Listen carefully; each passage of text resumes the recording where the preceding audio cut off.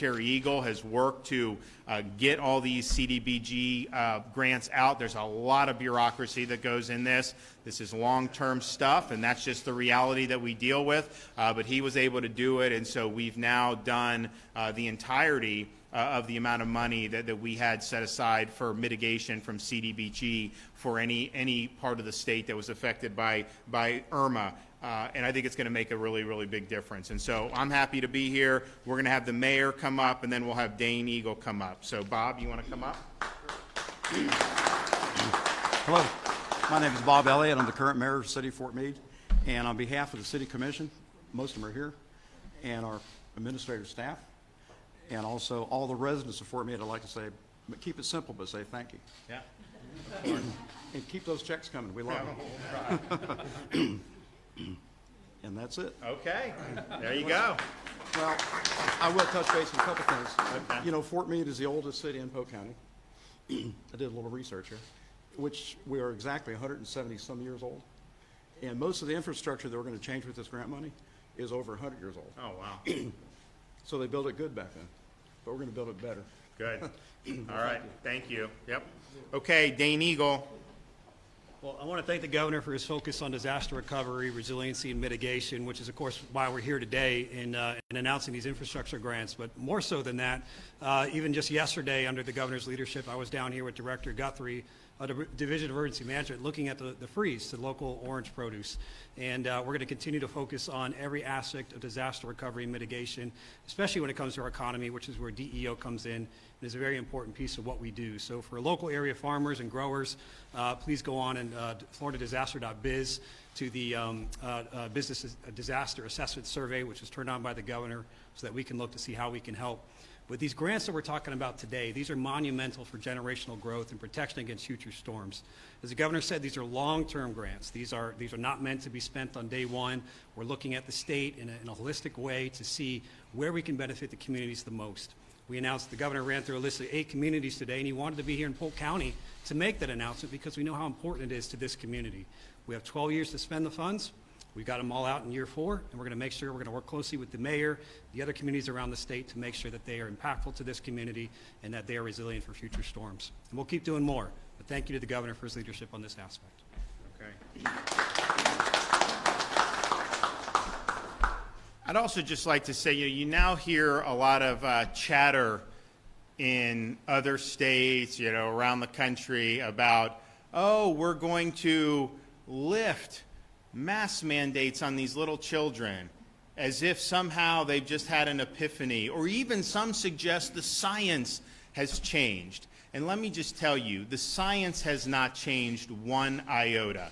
We knew from the beginning, and that's why Florida never imposed a forced masking policy on school children, and that's why we fought to liberate the kids from the forced masking that was done on the local level, because there was never a justification for it. If you look at what CDC and Biden's administration did, they are outliers in the rest of the world. You look at all the other industrialized countries, not one country was as absolutely insane about forced masking kids as the United States government was. And I'm proud to say in Florida, we stood up to the Biden administration, we stood with the parents, and we stood with the well-being of the kids. And I can tell you, these kids are so much happier being able to go to school without having to wear masks for 8 hours a day. So when you start to see them kind of reevaluate or say all this, just understand this. The science didn't change.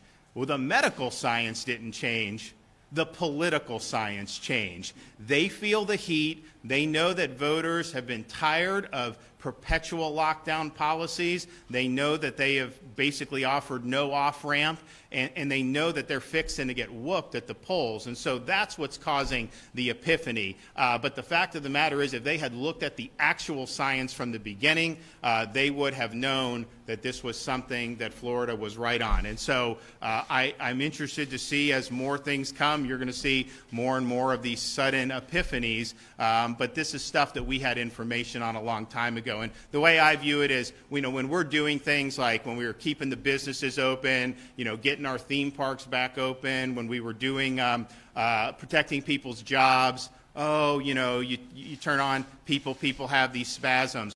Get kids in school, they have these spasms, 2020. I say, oh, it's going to be so bad. And then you fast forward 6 or 12 months later, and then everybody is doing what Florida was doing, from the beginning. And so this is another example of that. We stood up last summer to make sure that our kids were protected and the parents' choices were protected. Now you're starting to see that done, and there's a recognition that at the end of the day they were ineffective policies in terms of whatever they were trying to do with respiratory infections. But it has harmed kids to be in there with their speech development, their be able to communicate, their ability to see smiling faces. And so, yes, the political science has changed, and so you're seeing some different things. Look, my view is I want all the kids to be in good shape across the country, and so if that's what it takes, that's better than nothing. But don't let anyone tell you that somehow the science has all of a sudden changed. It's been pretty obvious from day one. Okay, with that, we'll take some questions. Governor, I want to follow up on masking. Do you support Representative Randy Fine's plan to penalize school districts? That's a 5-year policy on masking in schools? I haven't seen it, and so I'm not sure. But look, we spoke very clearly in the summer with the Parents' Bill of Rights. Almost most school districts in Florida followed state law, and you could see it. I mean, like in the Tampa Bay area, Pinellas had parents' rights, Hillsborough defied the law, and you had no difference in outcomes. And so it was an interesting kind of contrast there. And so our view was they needed to do that. Now we are in court battles. We did all this stuff. So finally, and we won those court battles, by the way. We'll lose sometimes with these trial judges because they forum shop and they know where to go with the case. But then we win on appeal. So we did that, and then the legislature came in and completely put the kibosh on any of the defiance. And so I don't know what they're doing beyond that, but I can tell you I do think it's important that school districts follow the law, and particularly when it comes to parents' rights. We want parents to be able to be involved in the kids' schooling. I know it's amazing that in this day and age, that's something that there's not 100% agreement on. But you got some who say parents really shouldn't be involved in this. It really should be these other institutions. And I think that's totally wrong. So we want the parents involved. And I think I can tell you parents are very happy and the kids are happier because we really stood on their side on all these issues. Governor, I want to follow up on an answer you gave yesterday about this so-called Don't Say Gay bill. It's in the Senate committee today. Well, first of all, I didn't say anything about any bill. They just asked me generally about parents thing. I haven't seen any bill. And so my comments were kind of generally about where we are. And so I'm not going to accept with all due respect, I'm not going to accept your characterization of anything. Well, I'm just asking you about the bill because it's in committee today. Basically, the bill doesn't actually say that. It just says that school districts shouldn't encourage classroom discussion about sexual orientation. I think what they're trying to do, from what I've heard, is they're saying that any. I just want to finish. I really want to get your opinion on this. So basically, the House sponsor said, if questions come up, that's totally fine. Kids ask them. This is about school policy. But in today's committee hearing, Senator Baxley said if those things come up, teachers should tell kids to ask their parents. Several people testified it was their parents who abused them or ostracized them for being gay or transgender, and it was teachers who were their allies. Isn't what's best for kids to give them more friendly ears and places to talk about these things and not fewer? Well, I think that what you've seen, and there's been reports in Florida, different parts of the country, is schools keeping parents out of these decisions. And I don't see how you can do that. Yes, unfortunately, in our society, not every parent does a great job.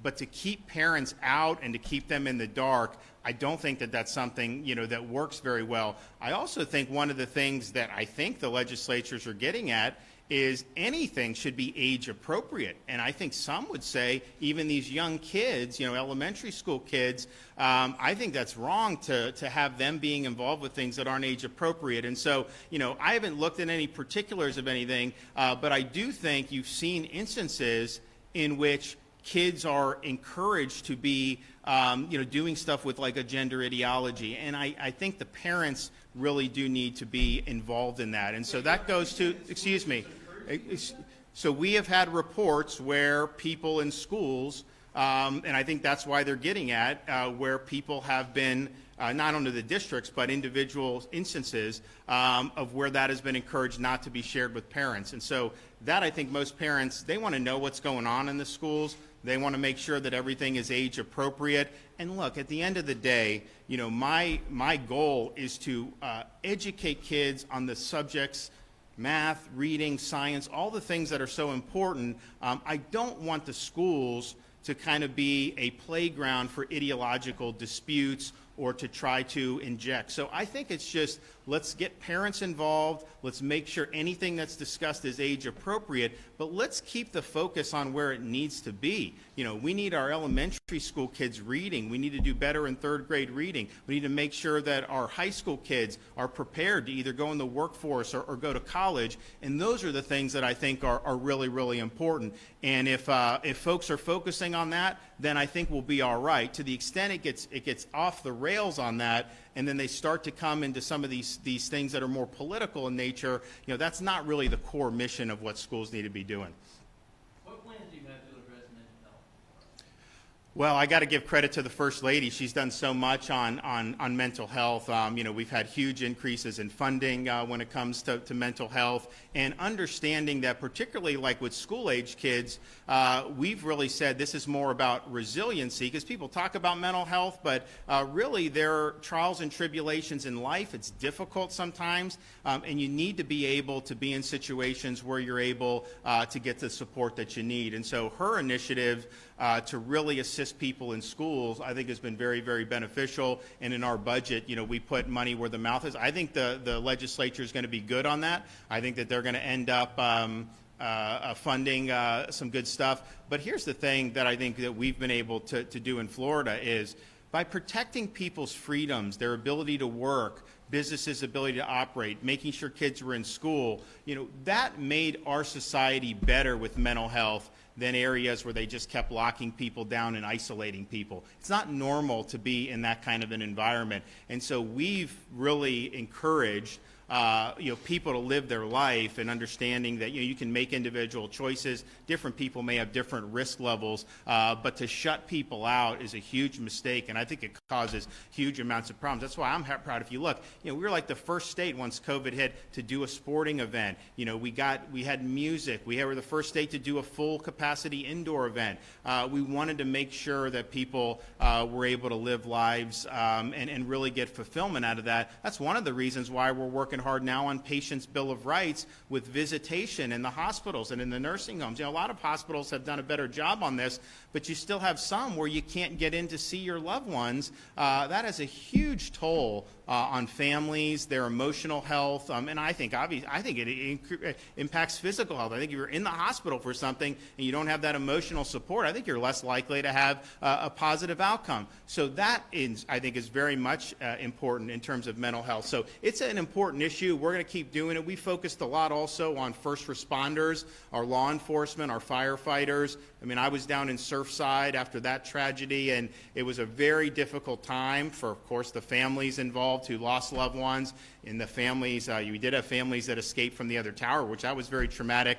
But you also had the people there that were on that pile day in and day out. It took a huge emotional toll, and these are things that are tough, and people want to have resources and they want to have support for some of that. So all being said, I think we've put in Florida mental health as something that's important, not just with the First Lady, but what we've done with our initiatives, and I think it's going to be something that's continued to be important. But I'd much rather be where we're at.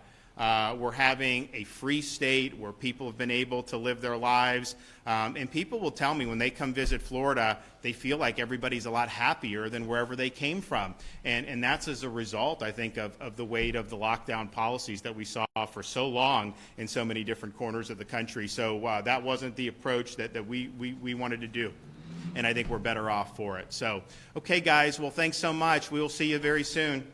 All right, thank you.